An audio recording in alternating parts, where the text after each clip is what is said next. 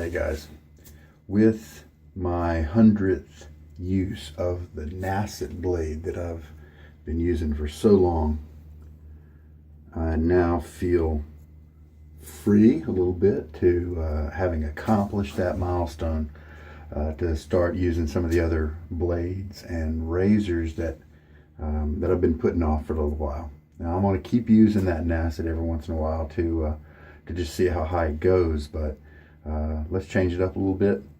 I thought I would celebrate that by doing a long video today. Now my videos are usually pretty long, but hey, YouTube has a seek feature. You can just skip ahead if you want. YouTube has a speed feature there where you can speed up the video even as much as 1.5 times in the playback, and that can you can still understand my words but make it through a little quicker. I will also try to put skip links in the description of this video where you can go right to the lather or go right to different key pieces. But the reason it might be a little long today is I'm just going to do a start to finish, even including all the prep work that I do before my videos, just in case somebody might care. And so what usually happens is most of my soaps are in another room, and because I actually have a pretty small bathroom here. I've already told you several times that my sink area here has just a small little ledge around it to hold stuff. So I don't have any use for a razor stand or anything like that. Plus I have small children that get into that kind of stuff. And so typically I will, let's see, where did my guy go? Yeah, he's right here. Okay.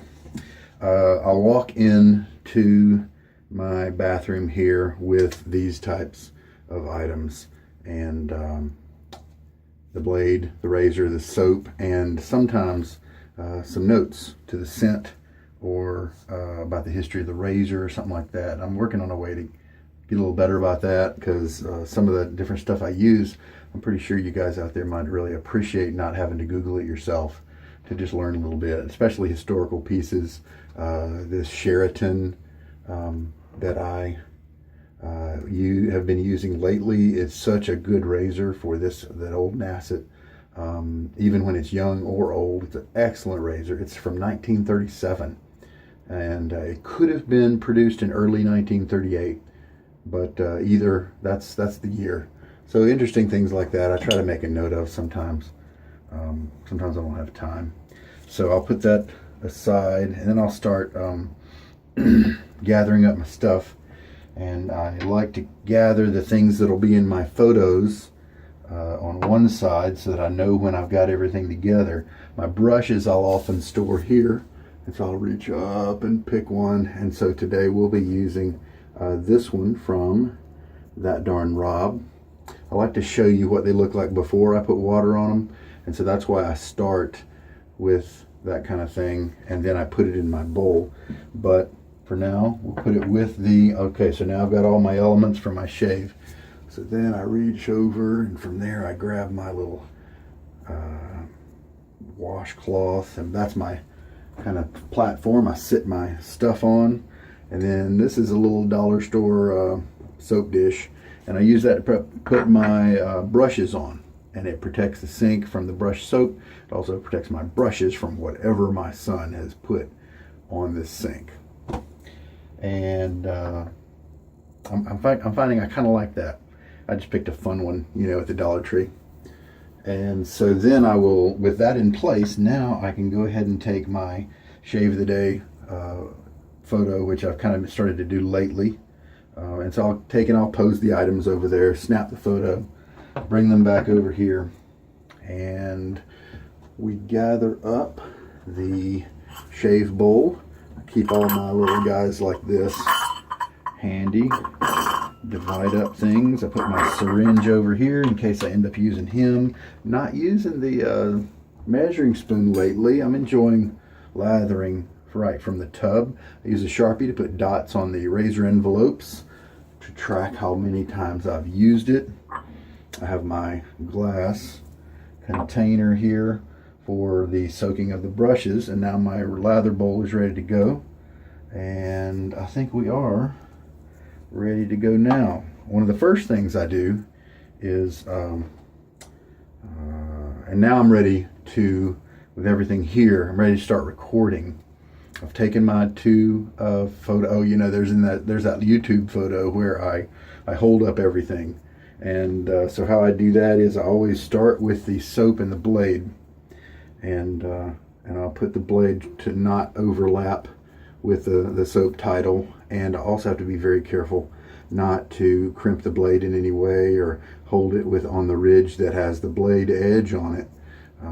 But then I want you to be able to see the name, that sort of thing. Then my right hand reaches over and grabs both the razor. Then I try to, razor and the brush, I try to hold those in ways that let you see what brush it is. It's also handy for me because I can look back at the preview to know what I used. And then as I bring them close to the picture, I try to see, like, look, the shadow is on the blade there. Then so I'll move things around a little bit. If there's a reflection, I'll try to make sure that is cleared up. I try to position the razor so that it's easy to see kind of what kind of razor it is, and so it doesn't fade into the background. And right now I can't see the brush handle very much. So what I might do is try to lift it up.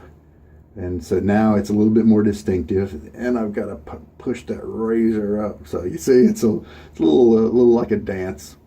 And then got to get the lighting right. I don't have any lighting. I've got bathroom lights right up there. That's it.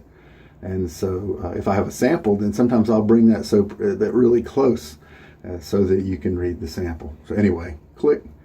And my camera's actually, my phone's got this cool feature where I say the word shoot, and then it will take a snapshot, which is pretty cool because my hands are full. Anyway, so with that done, I'll put my stuff down, hit the record button on the video, and then I start like so. This is the brush I'll be using today. This is a That Darn Rob. It's got a pretty cool purple and blue and kind of reddish translucence to it. This is the Fanchurian knot, maybe 26 millimeter knot, something like that. It's kind of been a little bit too firm for me, but can't say this early in the game how it's going to be. I'm going to give it some more uses. So I squeeze the hairs, carefully put it in there. That usually twists it, and sometimes that gets any hairs that are still sticking up to fall in line. Pump it a little bit to try to help that water circulate well. Set it down. All right. Then before I mess with the soap, I start messing with the blade. If I get soap on my hands, I have to rinse them off, and then it's touching this paper becomes a little tricky because then the paper gets saturated and I have to kind of wait for it to dry before I put my blade back in. So very carefully open up and pull out this guy. I think this blade has about 6 uses on it. You can look at the YouTube description. The title should have it in there as well as the description. So here's the guy and the razor today, and then I'll describe. We have the Wolfman WR1, and it is in the standard gap, and it's the open comb. So I'm very interested to see. A lot of times the standard middle of the road is a really nice place for me because it's a great blend. It gives you a nice smooth shave, enjoyable shave, but also cuts pretty well.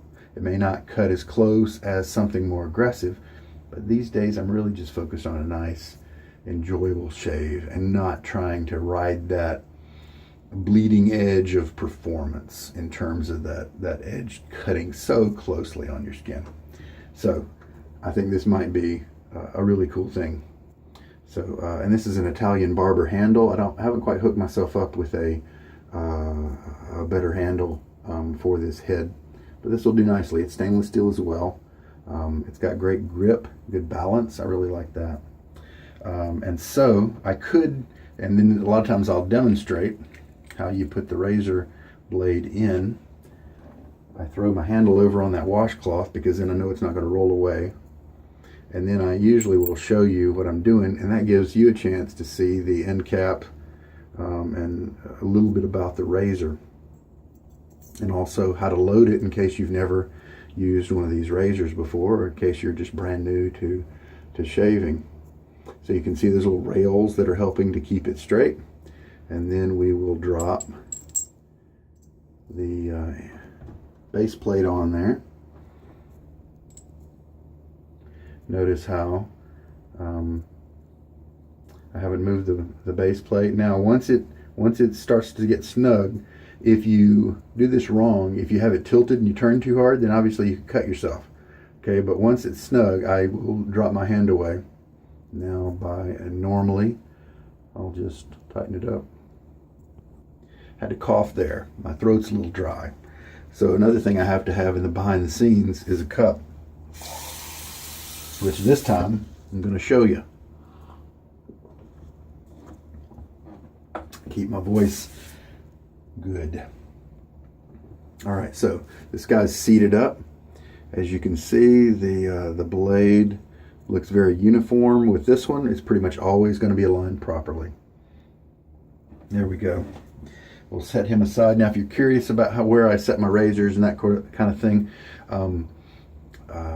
that's not too important. But what I will say is I usually set them like this. If they most razors will set like that, and that way I know I'm not gonna. It's right here on the corner of the sink.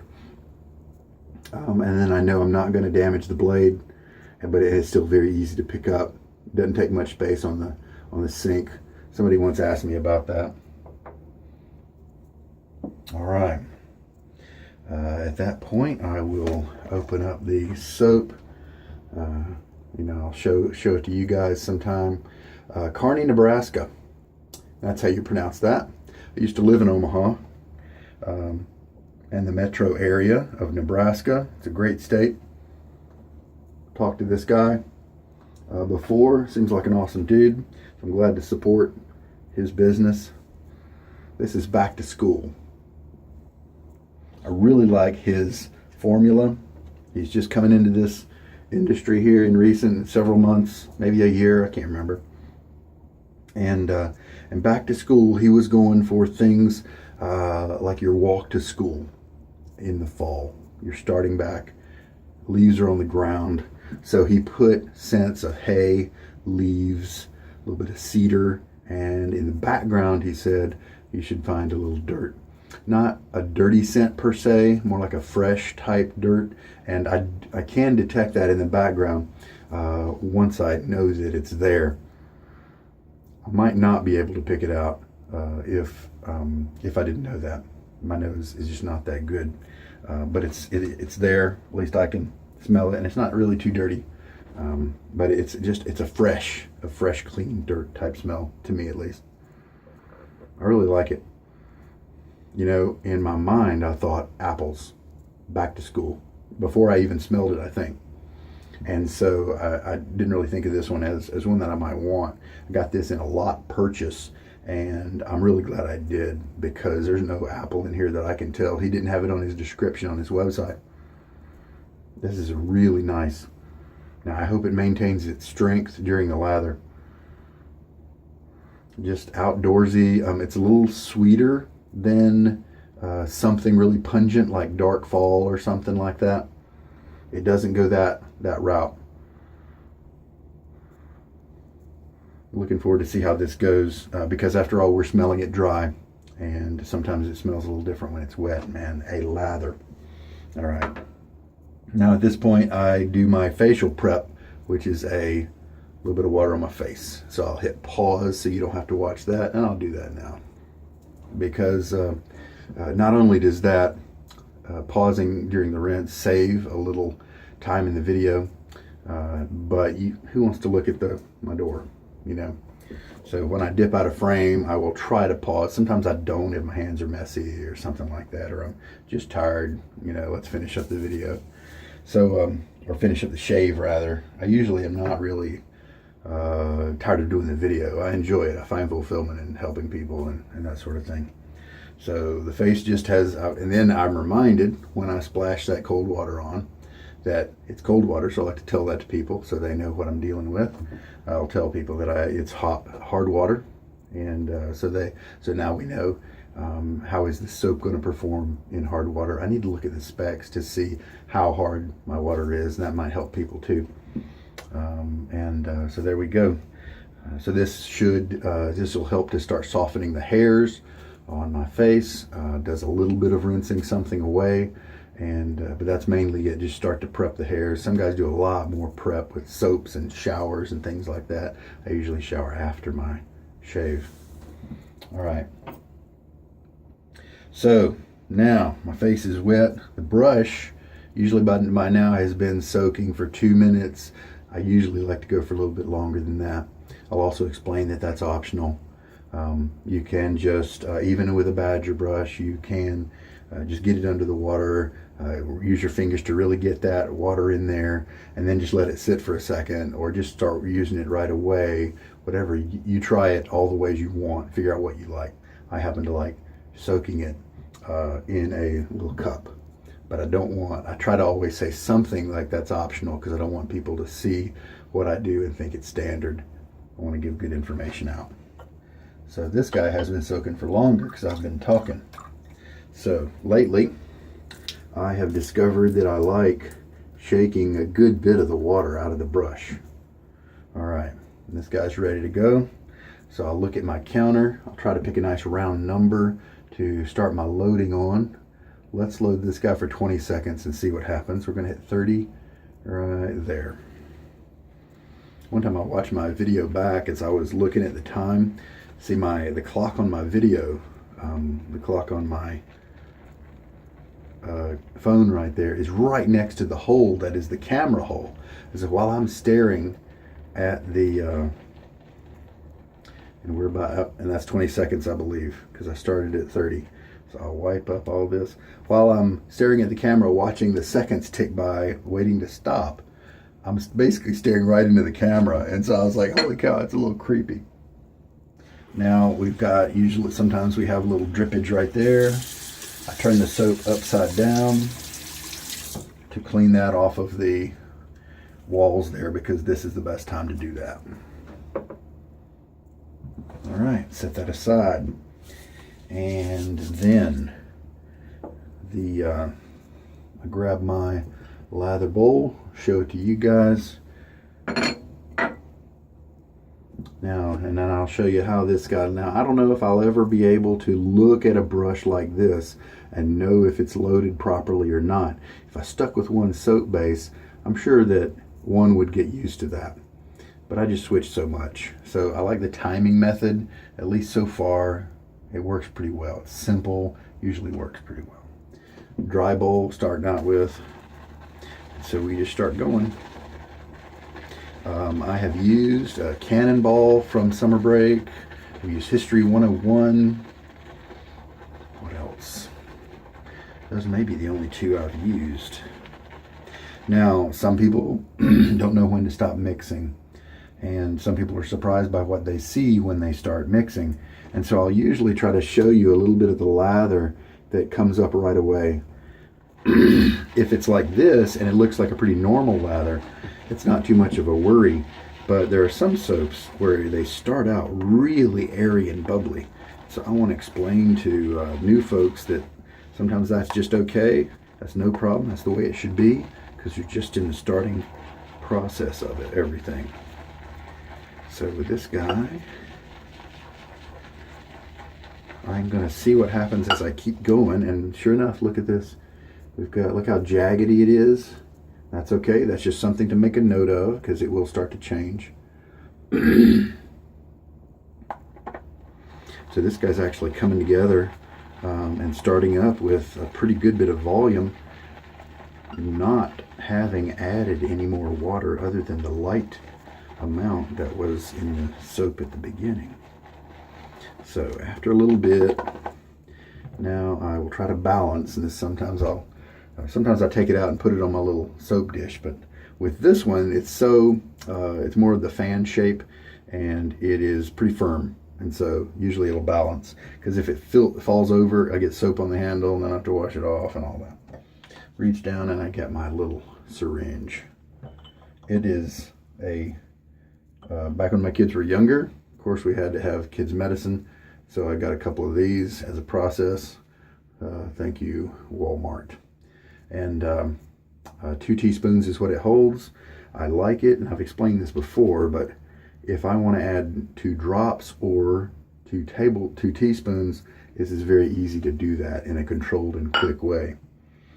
And then I'll lay that back in the little bowl of water that I soaked the soap in, the brush in.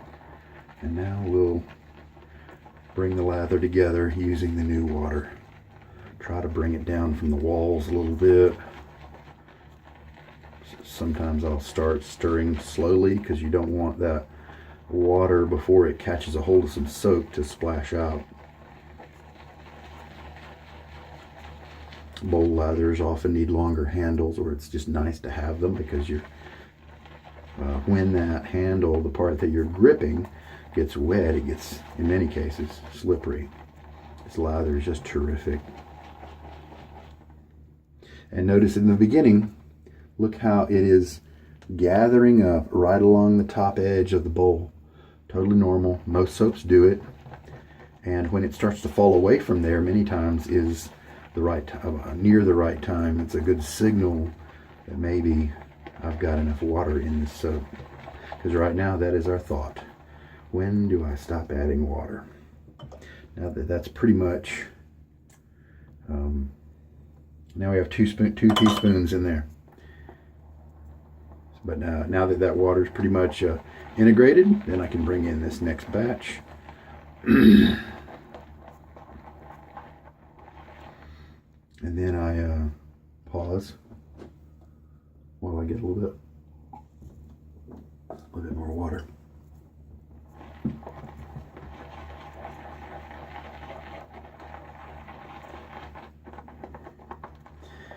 Yesterday, I lathered with Nuavia Blue from Panacrema. I assume I'm pronouncing Nuavia the right way. And it was a great lather. But the thing is, it costs about 4 times as much as a tub of this. And so I thought that I would kind of compare them. In my mind, Nuavia is not worth it. It's not worth 4 times because the Nuavia cream, while awesome, is not 4 times as good as the top tier stuff that we have access to. This guy, I think he's pretty close to top tier. This SmrBrk, I really like it. I mean, look at that lather. Got a little bit of a sheen on it. It's smooth, creamy. It's a nice lather. And he has, I guess, done his research really well and figured out a great way, a great recipe for lather. And so now that I have 2 teaspoons in the soap, it's time to start thinking about slowing down. So I look at the lather and I think how close it is. And so that'll sometimes tell me to do just another half teaspoon. Usually doesn't need another full teaspoon right away if it's right close to the end. These are kind of things I do usually explain in the video. One of the best ways to gauge how slick a lather is, you can use your eyes, and that's a good idea if you've been using that base for a while and you've kind of memorized the look. Some of the ways to use your eyes are in pulling up the lather and looking at how the peaks work. Is that holding itself up? Is it moving when I jiggle the bowl?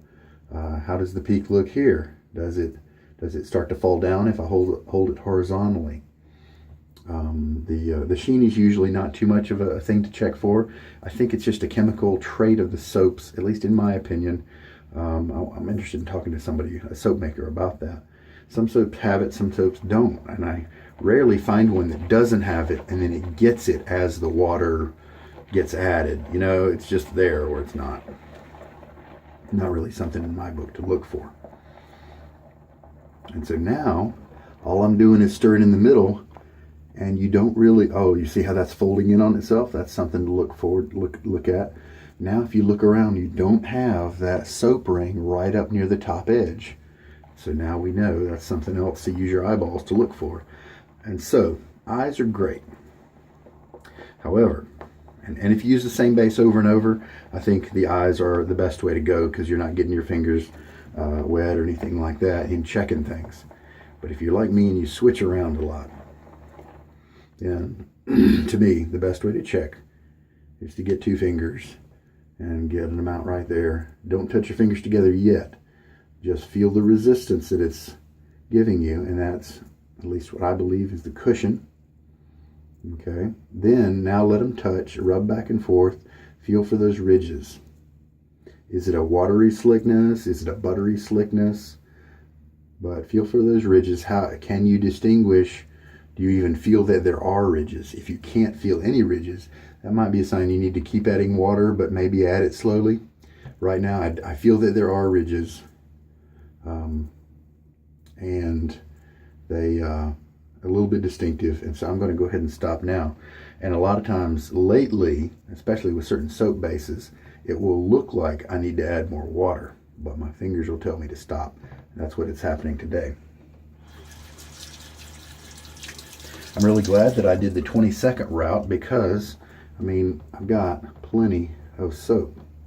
And then usually to show you the amount, I'll pull all the soap to the bottom and I'll try to kind of pull it up out of the bowl so that you can get an idea about, hold it to my face for a relative comparison. My head's huge, by the way, so it may not be all that good of a relative comparator. Look how floppy that is. That's cool. So here we go. Now I'll put that down, and I like to put a little bit of water on my face as my second pre-shave treatment. Another splash of water, and so I'll pause you while I do that. Now, if I feel like my lather may be on the dry side, I'll leave some excess water on my face. This guy feels pretty good, so I'm going to kill the drops, at least the loose drops. I can always add more water later. And this brush looks pretty good. Let's see how he's going to behave today.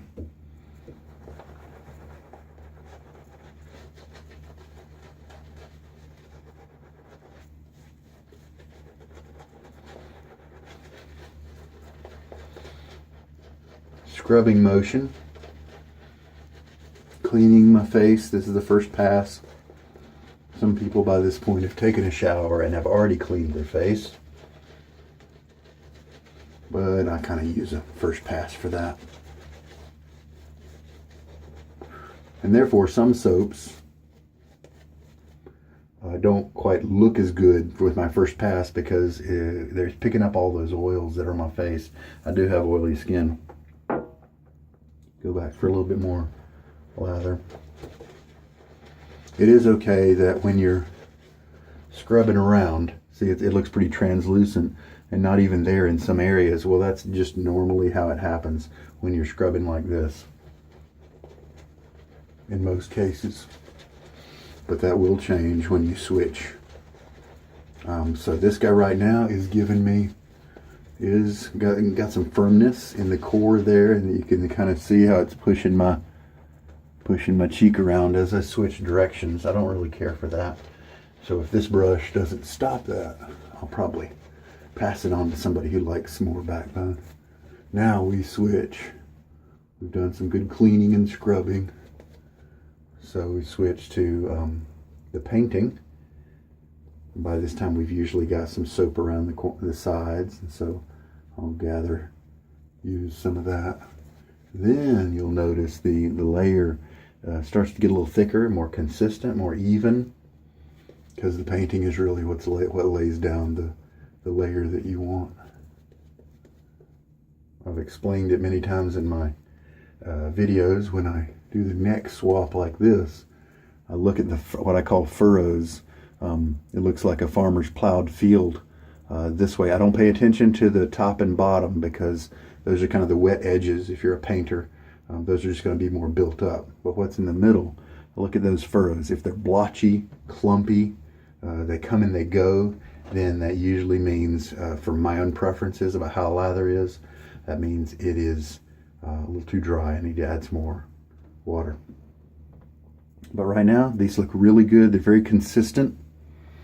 And so I think we're good. Now some brushes, like a synthetic, will often not do these furrows very well because it's just different bristle types and things like that. So that is something that is it's very handy with boars and badgers and natural bristle brushes.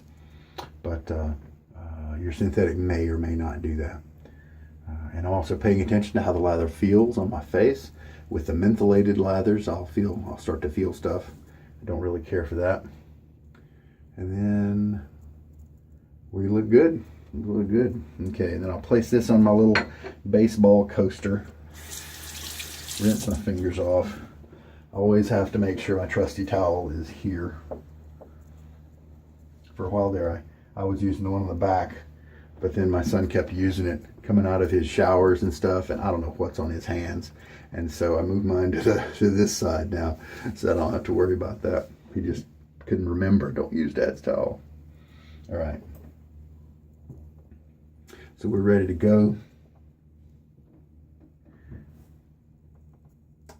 Standard gap, so it should be right in the middle of the range for your average person.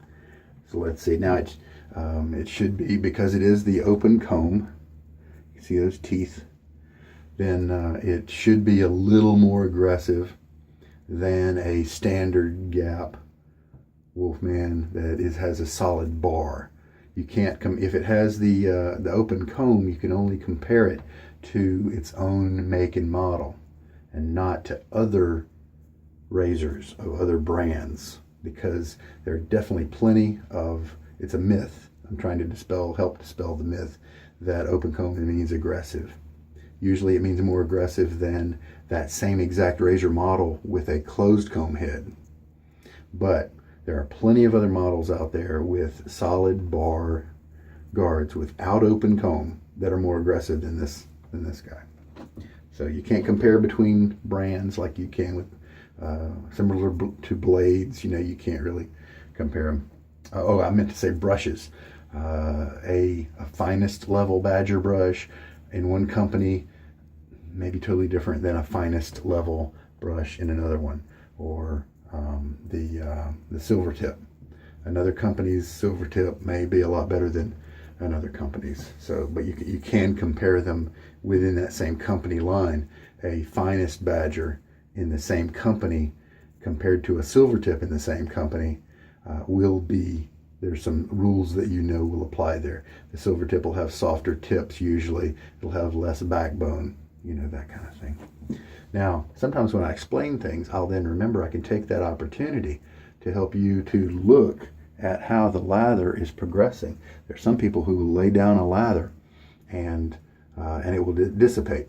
And so this is a great way to see this lather hasn't changed at all. So looking good. Also, now right now, let's, oh man, that's a weak scent. Dang it. Like a 1 or a 2 out of 10. Now I'll try to remember when I'm painting it on. Sometimes you will usually get more intense at that point. So I'll try to remember to do that. All right, rinse the razor off, shake. And I just habitually start over here. Oh, that's nice.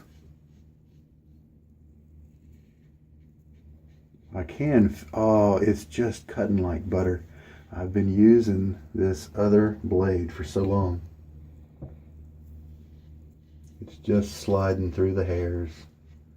So smooth.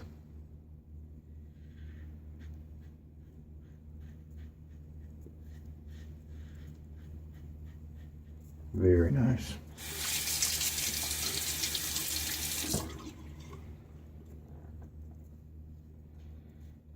Very comfortable.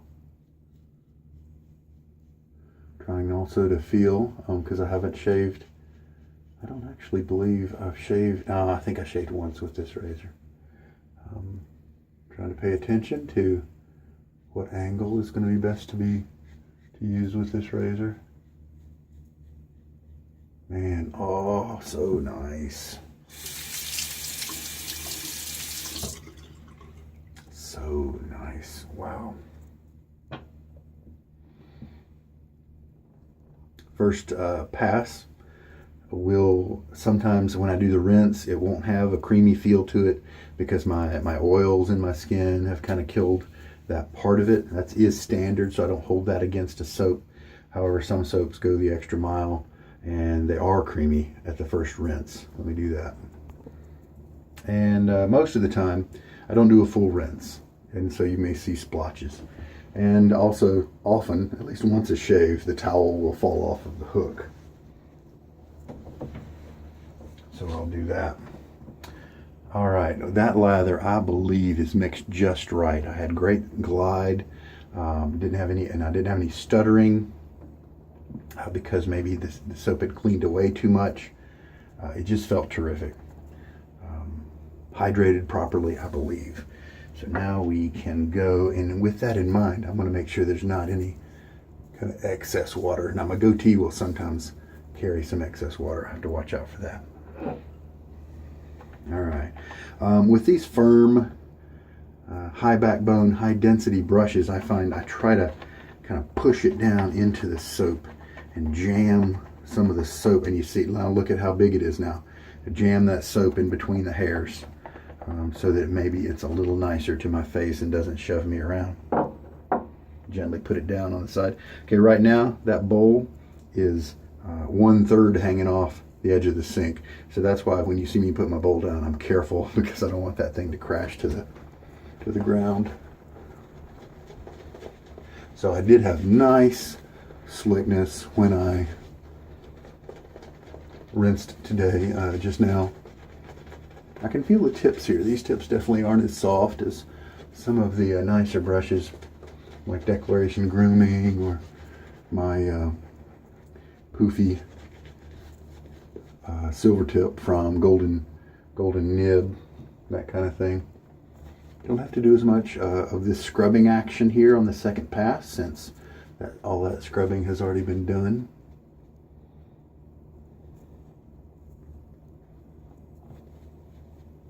But this is nice and soft, and so it is bested by some other brushes, but it's still very comfortable. And there we go. Yeah, nice lather. Happy with it.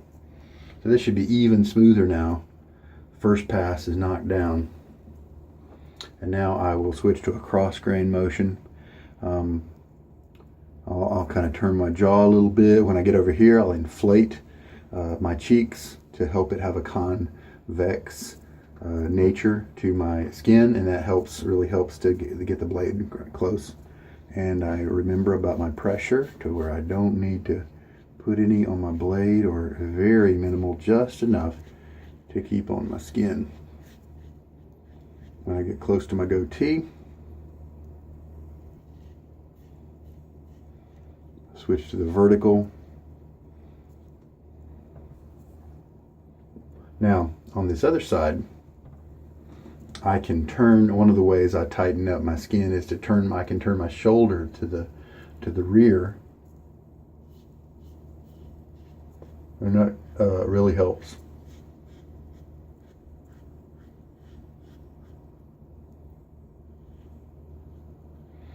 Right here, I try not to say phrases and do extra long pauses like that, because that's got to be frustrating for you, right? Try to keep them together.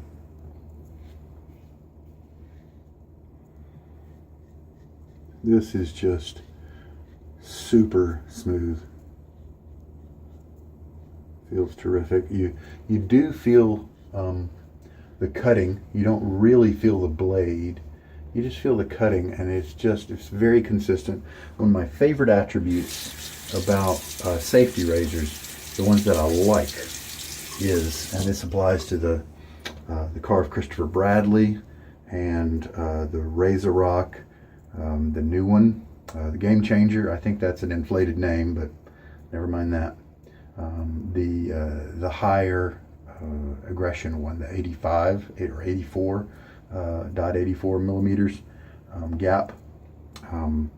It's similar to this head design, where it is really clamping down all the way up until you get right to the edge of the blade, and so that means that there's less flex in the blade, and it's very consistent.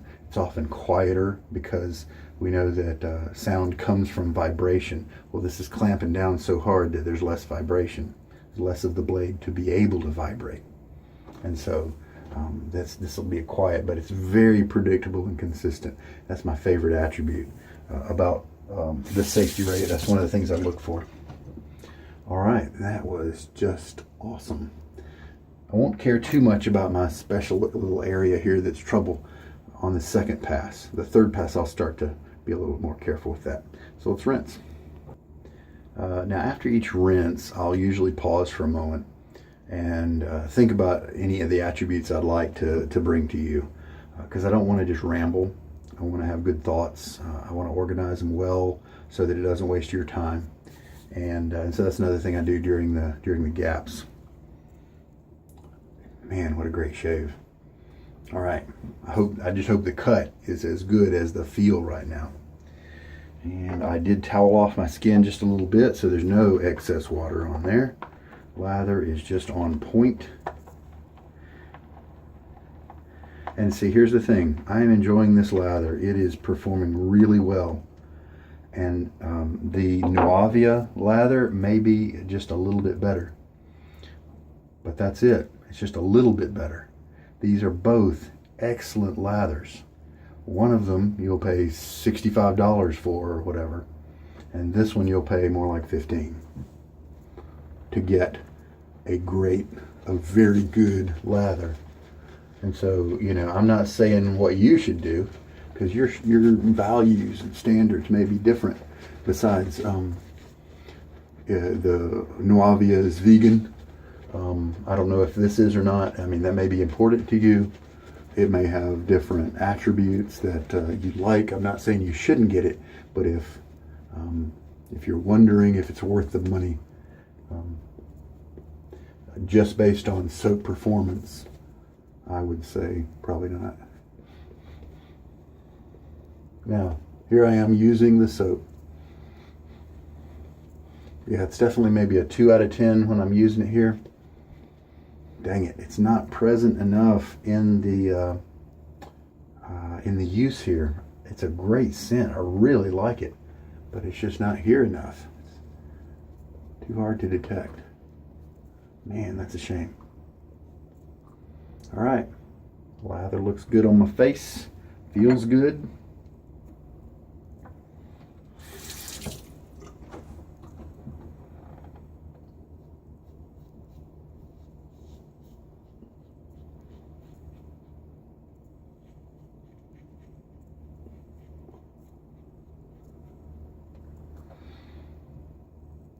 A lot of times a thought will come to me as I'm shaving. So then I'll try to describe it if I think it's going to help somebody. Especially during these kind of periods where my hands are kind of on autopilot. I try to, if there's something interesting that comes to mind, try to bring it out. Pretty cool. Today, it's Saturday, and there was an Ask Me Anything for Michael Friedberg, and he's got some videos, a good many videos online on YouTube, and I kind of learned a lot of my technique from him. A lot of my information is the things I bring is wisdom from guys like him. And so if I stand tall with good information, then it's because I'm on the shoulders of guys before me who've been wise, giants before me, if you will. And I'm just passing on what I've learned. I have a few original thoughts, but not all that many about shaving. So most of it's learned from, you know, great guys like him. It's neat to read. I need to read that. And there we have done a rinse. I do have a little excess water on my face. Let's get rid of that. And so I did remember to check for the scent while I was applying the lather. I forgot because I was chatting about something else, to kind of specifically look at this while I was shaving the third pass. So let's just check it out. I'll lean forward. Usually I think you don't need to see me do this, and so when I say I'm going to pause and inspect, this is what I'm doing. I'm looking at this. That's a pretty good cut. Not great, but it's very good. I'd say it's average for me with just a random blade and a random razor. All right, and so now I will get enough to lay down my usual neck only pass as my fourth pass. Now I'm going to be careful with it. Don't have to be careful over here. This just gets shaved nicely no matter what. Now, I'm going to really pay attention to my angle. Listen. My pressure needs to be as low as I can while still keeping the blade on the skin.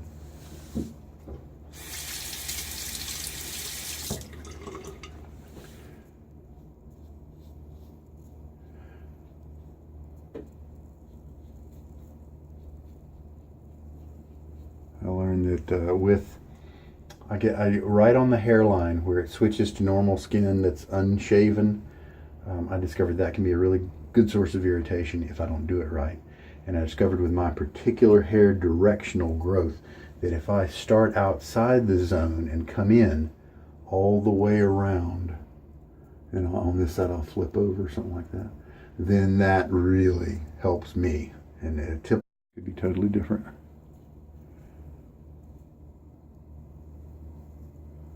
And then I will sometimes do some buffing like this, and I'll try to make a note of how I feel when I do it. Am I able to do it without relathering, or is that going to cause me some irritation? I think I've got a great shave right there.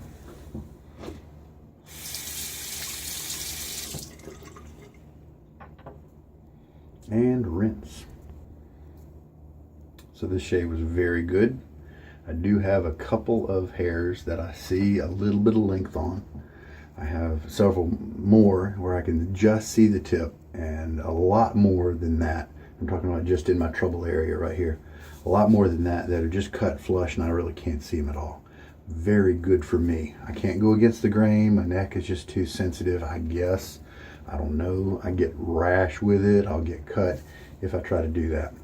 And now it'll get baby butt smooth, and I may not even need to shave the next day, but it will almost always have razor burn.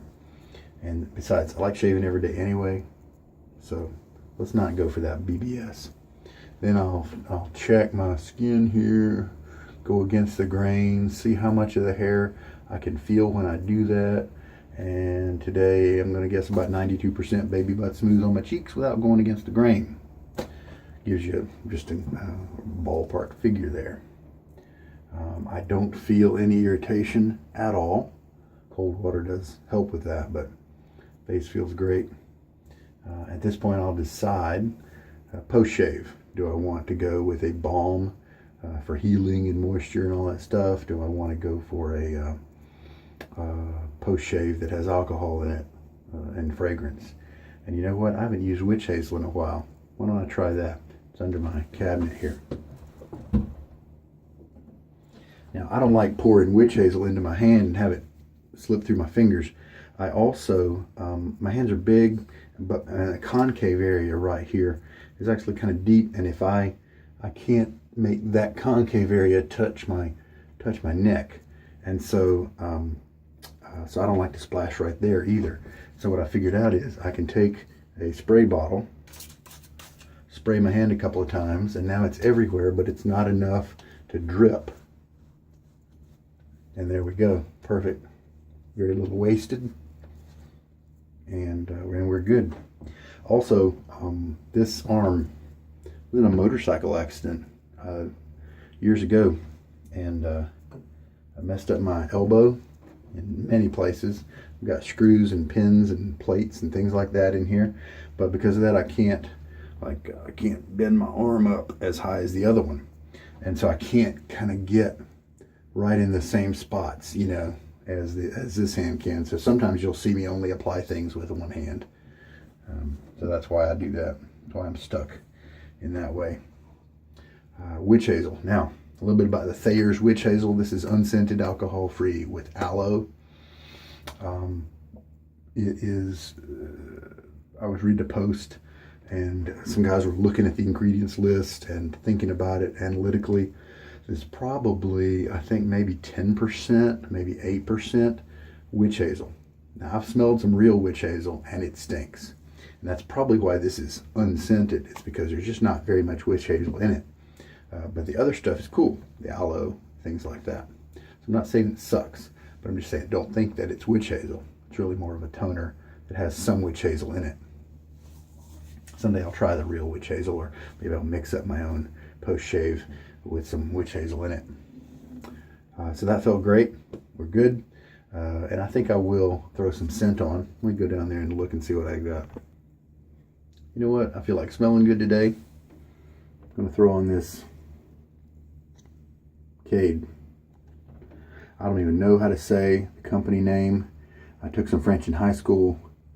You know, I don't know whether it's L'Occitane, L'Occitane, I don't know.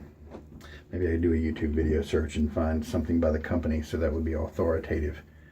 All right, so I like this scent. Depending on what post-shave product I'm using, if I know beforehand, sometimes that helps me to know when to put it on my face. Some of them are very liquidy, and so I might want to let my face get more dry.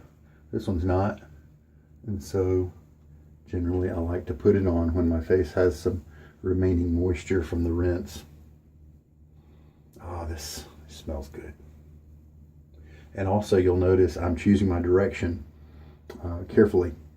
I am putting it on in the direction of the hair growth. That way it doesn't generate irritation. All right, we're good. Man, that's just good stuff. Another personal challenge that I mentally keep in mind during my shaves is, number one, don't ramble. I do talk a lot. But number two, I want to make the words that I say valuable. And number three, I want to try to eliminate words like those kind of filler words. We'll see if I get better with that over the years. And I think the fourth one, these are all in my head. I don't number them or anything like that, but I try to speak slow enough to where the thoughts come together in a nice, intelligible way, and the flow of the words is smooth and enjoyable while being intelligent and well constructed. So sometimes I'll pause to say something the right way, or a way that's better than another way. So and that's a fun skill to practice.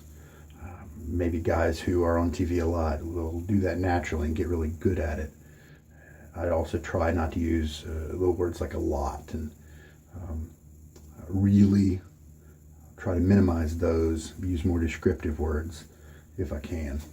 I try to keep my my vocabulary kind of high, and use words that are really relevant to the situation instead of just kind of mumbling through things. All right, well, I like that smell. The first time I used Cade, I didn't know whether I liked it or not, because it's, you know, it's just a little, I don't know, harsh, not really harsh. It is distinctive, maybe a little bit pungent,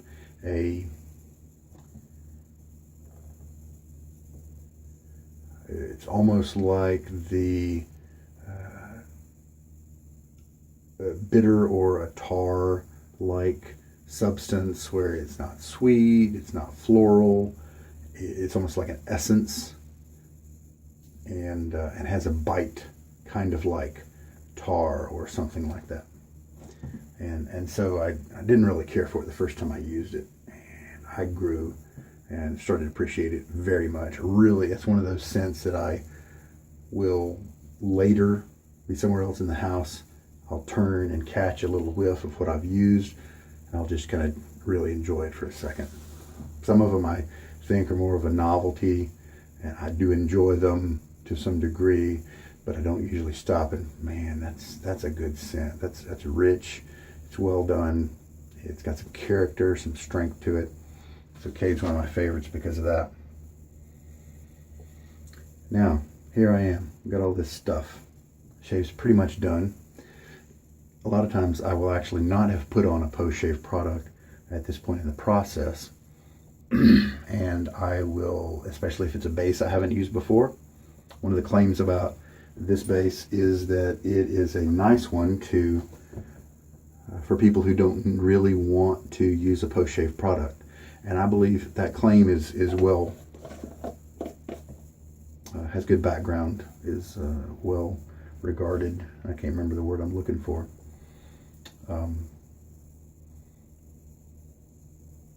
And so in the process of cleaning up, I will give my skin some time to exist after the shave without a post-shave product on it.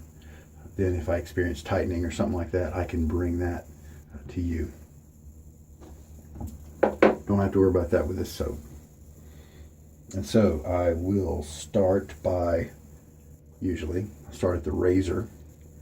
I like to disassemble mine. Now, if I know I'm going to use it the next day, I'll just loosen it up, put some water in it, shake, shake, shake, and put it up here above so that the kids don't get into it. But I know I suspect I might use something different. Take it over here to the washcloth I mentioned earlier, and I will put, I've disassembled it. I will turn like the base plate over and pat it on the towel so that a large majority of that water is now soaked into the washcloth. I will lay my little razor blade on the washcloth, fold a piece over to then tap the top of it. I'll flip it over and now tap again. I'm not wiping it all. I'm just folding the washcloth over, tapping a little bit, that kind of thing.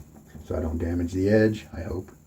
And then now it can sit, and any microscopic parts of water can evaporate as I'm finishing cleaning up. By the time I'm done, that razor will be dry and able to be put back in the envelope for use tomorrow. So now we've got, I will take the opportunity to show you how much lather we've got left over.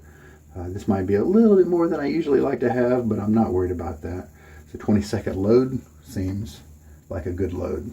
I'll also explain what brush I use to do that, because your brush, if it's smaller, if it's more scrubby, those could vary your results.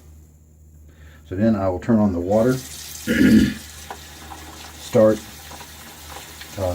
brushing around inside the bowl, just kind of like this while the water's running in it. Pour it out. Do it again, pour it out. Brush is now being cleaned of the soap residue that's in it. Pour it out.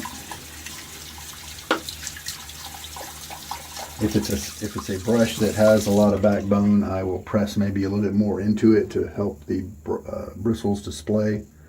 A lot of times I will do it at an angle, because then as I'm brushing like this, only a certain amount of water can exist now in the bowl. It'll spill out. More is being added so that I don't have to do as much stir, tilt, that kind of thing.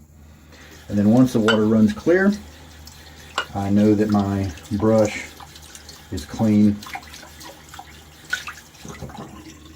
And then I've turned everything upside down like this, and I grab the brush like this, and I will flip my wrist back and forth, slinging most of the water out. And now it looks more like that. I'll put the bowl carefully to the side. Now I will say, as I'm drying the handle, there are people out there who actually leave the residual soap in their brush, and they think of it as a kickstart to the next shave. I don't know. Might be cool. I'm not going to do it though. Kind of like the idea about cleaning my brush between each one. Also, I don't know when I'm going to use that brush again because I've got several. And so I'm stropping up and down, and then I'm turning it 90 degrees. And so now I'm basically stropping in all directions when I do that. At this point, usually the towel falls down. Now I can show you how the brush looks afterwards. And it doesn't have that water wetness clumpy thing. Very nice and soft. I want to increase that splay here as much as I can so that it's less dense in the middle and doesn't push me around as much. I will then put it up. Oh, and then I'll usually smell it. A couple of things that does. It reminds me of the scent of the soap. So if I have forgotten to tell you something about it, that will help. It will also tell me how this soap smells when combined with the previous soap I used this brush with. Sometimes that's really cool. It'll tell me about two combinations that work really well. It'll also tell me about maybe some that don't. But it's just enjoyable. It's just usually got a nice scent to it. I'm really liking this handle from That Darn Rob. It's big and bulbous on the end. This is a similar arrangement where you've got the front part near the brush, you got a narrow part here, and then it thickens. Obviously this doesn't thicken as much. And so I think I do like the larger one up there. This is one I used yesterday. And I put That Darn Rob behind it since I'll probably use a different brush tomorrow. All right, I'll put my post-shave product away. Try to keep my alcohol-based stuff on one side, my balms and non-alcohol stuff on the other side. Helps me to narrow down things as I'm looking. My theory is that balms and aftershaves, they do last longer than the soap after the shave. My wife has to be around me, and so my preference is to let my aftershave products focus on something she might like to smell like, or not like to smell on me. And so I don't have a large collection of post-shave products because she doesn't have a large variety of scents that she likes, where I have a lot of soap options to me because that will dissipate very soon after the shave, and which is nice because I can use some stanky, musky stuff that I enjoy, and then I know it's not going to bother her. She says I smell like an old man when I use a lot of those old classics that I really enjoy: leather, tobacco, sandalwood. I really like sandalwood. And then she smelled it one time. She thought it was gross. She thought it smelled like a funeral home. Anyway, and so that's the route I've gone. A couple of guys online have gone a different route where they have used almost unscented soaps, and so they've got unscented soaps in a few of the different bases, so they can spend very little on soaps. But it's their post-shave that is the larger collection, and they can pick what they want to smell like with that. Makes total sense. If I was single, or if I had a wife that was more appreciative of all kinds of scents, I'd be tempted to do that. So very cool. Now I'm feeling of my skin. I'm thinking about my skin as I'm cleaning stuff up to give you some feedback if there is any. Skin feels great. All right, so then I had a cough there, so I had to let you go. As a cleaning process, I'll grab my syringe, which will remind me to tell you and show you how much water we used. So today we used almost 2.5 teaspoons of water, in addition to the lightly wet brush. Squirt that out, air it out a little bit, shake. Then I will take my shaving bowl, which has been rinsed, but it usually has a little bit of water. This is handy. This is a really good reason to have a ring installed on your on a ceramic shaving bowl if you have a custom one done, so that when I'm drying it out, I have something to hold on to. Maybe one of these days I'll put a binder clip up there or something and I won't have a problem with it dropping. Alright, as you know, I stored, like I showed you before, a lot of stuff in that shaving bowl. This goes in it next, so it gets dried next.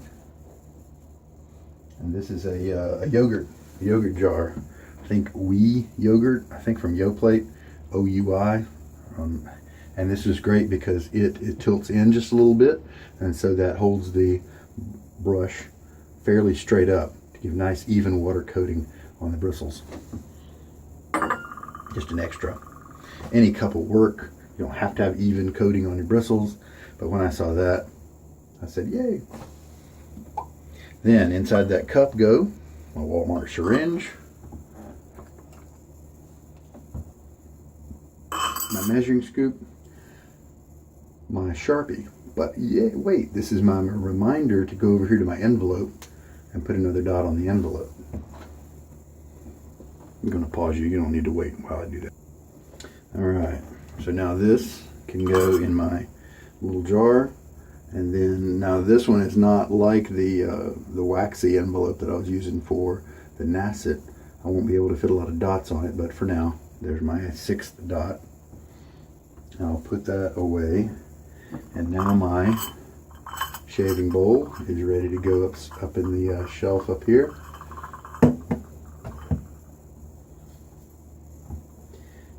A minute ago I rinsed the soap residue away off of the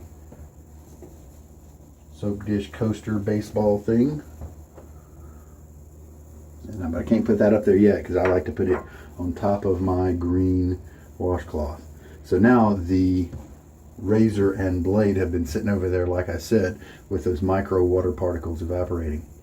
And so I will switch over there. Wish I had a camera mount away for you to see that, but it's no big. It's just a windowsill, and I've got my stuff on it. So the blade is dry, so I will carefully, not with wet hands, open up the envelope. I'll often remind you guys that when you can leave the blade in your razor. You shouldn't wipe your blade. And try not to let those edges touch paper as you mess with it, because and be careful with it as you're messing with it outside the razor, because of course you don't want to cut yourself. But also those edges are fragile. You can reduce the effectual cutting of your blade if you accidentally cut the envelope or some similar thing. You can mess up the edge, and so try to be careful with that. This blade will go back to my office where I have my other blades on hand. I started a little stack over here. I've got my soap there, now the blade's on it. Now I've got the individual pieces of the razor. If I've never shown the razor before on a video, I call that my razor tour, and I will then take the time to do that for you. This is nice and dry with the top cap here. This is the polished version, of course. With the top cap, I do have a little bit of water, and so I'll need to wrap the curves of the towel into those recesses. And so this is also giving my razor a pretty good little buffing and cleaning between each shave. So I don't really have the problem with soap buildup, at least I haven't yet. Now those pieces have all been dried, and so I will assemble. If I know for a fact that I want to use the razor tomorrow, I'll keep it up there. Then I'll put this on top of the soap. And so my pile to go back is being assembled. Now, this can be put up there, because I'll pick up my washcloth, put this on top, and now it's ready to go. So my brain, if I've got too many things scattered around, then it slows me down. So that's why I make my little go back pile over there. I've got my description of the soap right here. There's a little sample of my handwriting. Throw that away in the trash can. Shut the door on the sink. Looks pretty good. We're all done. Then I will pause and think, did I learn anything from this experience? Anything I need to pass on to you guys? What was the general feeling of the shave? and it gives me a chance to feel my face from the inside. Like, how does it feel right now? Is it dry? You know what? But also, you know, feel it. Is it tacky? You know, and report on those kinds of things. Feeling good. No irritation. I don't even know if I see any red spots. So just a terrific shave. I may have gotten this same shave or better with my 90 use Nasset, 80 use, 100 use, whatever. But it wasn't this comfortable. That first pass was just smooth. I could feel the hairs being cut. No tugging, of course.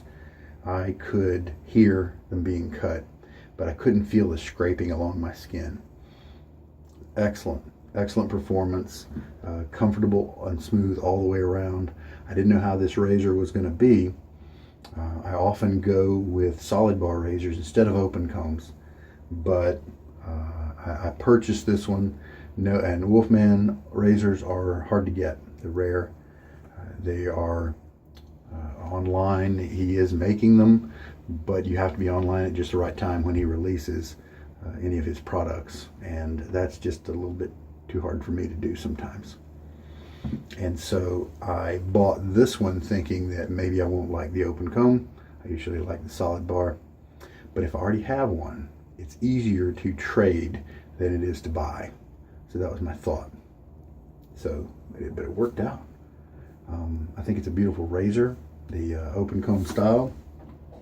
Hopefully I'll find a good handle for it.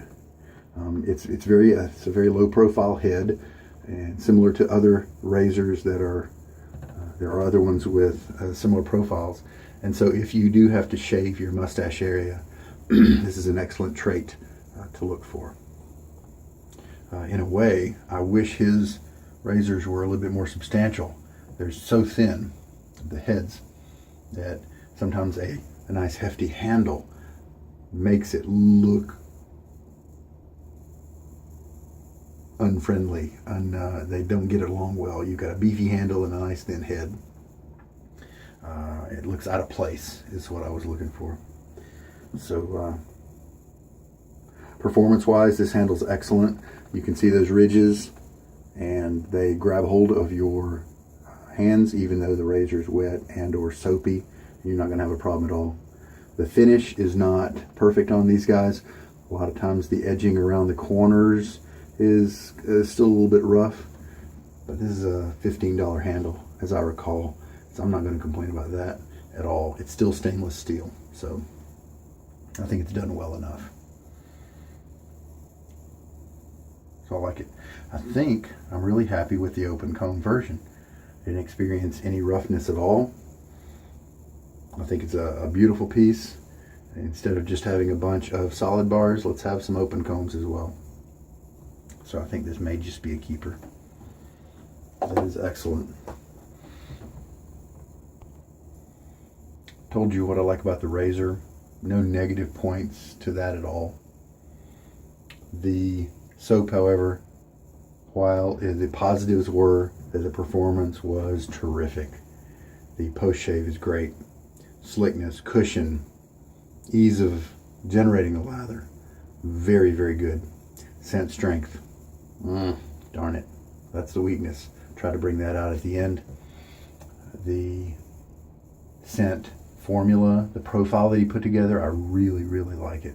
I just wish it would be beefed up a little bit. The brush, a little weakness there. Hopefully I can work it out to where it spreads out more, doesn't shove my skin around as much. Remove some of that density by letting it spread out. Love that. I'm continuing to love the handle shape on that one. And the Gillette Silver Blue is a very popular blade with me because it has worked well in just about every razor I have, giving me good cuts and comfortable ones as well. You'll also know that I will usually cut off the top of my head. Well, number one, I've got a bald spot. Who needs to look at that? But mainly, it's so that while I'm lathering up, it's easier for you to see the lather. I don't have to hold the bowl as high to show it to you. And so I'm fine cutting off top of my head so that you can see that. And if I have to raise it too high, then doing this kind of motion with a brush for a long time, that gets irritating. So that's why I cut off the top of my head on my videos. And there we go. We're done. Nothing, no more wisdom comes to my mind, and we can shut her on down. Yep, we're good. So I hope this has been enlightening a little bit. I don't know if there's anything to learn too much from all the background stuff that I do. I guess if you're a beginner working on where you might like to put things, in what order you might like to do them, then it might have been helpful. But there we go. That's what it is. I will... oh, there is something else I wanted to say. I'm going to pause you while I try to remember what it was. Yes. I think it'd be nuts if anyone was still here at the end of this video. It's been long. Hopefully you used some kind of speed issue thing so where you didn't have to listen this long. I know there's some friends of mine who will stick my video in like on another screen while they're working, or in another tab so the audio can happen. And that's, so maybe you're doing that and you're doing other profitable things that are helping the world out at the same time. But you made it this long, so here's a prize. One of my favorite jokes. My wife and I love it. 2 sausages were in a pan. One sausage looked at the other sausage and said, "Man, it's hot in here." The other sausage said, "Ah, a talking sausage." So there we go. All right. That's it. It's a very good shave. Wow, it's good. The scent of this Cade is nice. My face still feels great. The cut was above average for me, and I'm a happy camper. This is definitely a keeper in my book. The quality of the Wolfman razors is very high. The longevity is lifetimes. The price is high as well. So it's up to you. There are lower cost stainless steel razors that will still last a very long time, perform well, maybe even some that perform just as well. And so you can decide what's your priority. I don't really have any other hobbies right now. And so this is one that I could, the razor collection I have, most of my Gillette vintage razors are on the order of like $15 a piece, that sort of thing. So it's neat to pick up one of those every once in a while.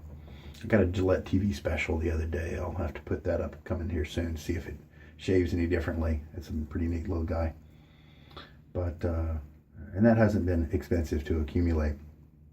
And they will last lifetimes as well. But these are things that I'll be able to pass on to my son, to where he can enjoy shaving like that if he wants to, if he chooses to. So there's heritage aspect as well. I know I have a razor that is the same model as my grandfather's, and I enjoy that myself. So anyway, there's a little peek into how I do things. Every once in a while I'll discover a technique or something to change it up a little bit, but I try to be as quick as I can because it's late at night and I want to go to sleep. I should have maybe named my username a Sleepy Shaver or something like that, but you know, whatever. So this is Sugar Daddy Shaves, a little bit of insight into what goes on. Take care and have a good night.